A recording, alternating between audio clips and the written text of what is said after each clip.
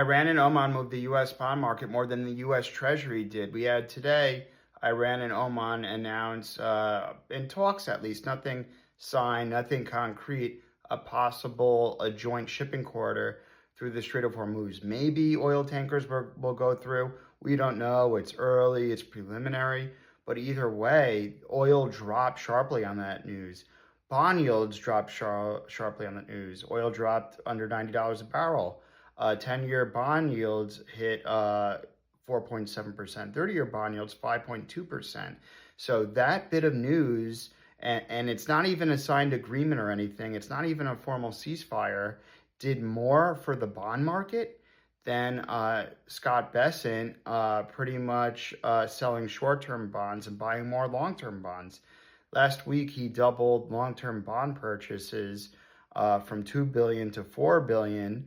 And this is historically, as I said in my previous video, though this isn't money printing per se or quantitative easing, it's often a rung on the ladder that ultimately leads to that. So, the Iran, Oman news did more for the market and is more the underlying root cause than, and that lowered oil and bond yields than what Scott Bessent and the US Treasury was trying to do. And that actually led to a op-ed by Scott Bessent's own mentor, Stanley Druckenmiller, pretty much saying this wasn't liquidity management. There were no underlying plumbing issues in the bond market. Auctions were clearing. There wasn't that much volatility in the MOVE index. This was just price management. And he didn't agree with this intervention. And it's interesting because, as I said, Stanley Druckenmiller was Scott Bessent's mentor working with George Soros.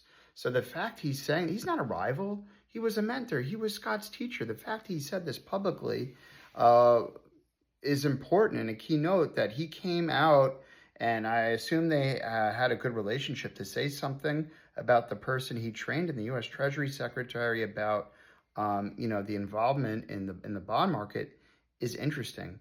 On top of that, we also had some news with Canada with the tariffs. We announced 15 to 50% tariffs on $20 billion of goods for Canada, going effect September 8th, I believe, and Canada retaliated.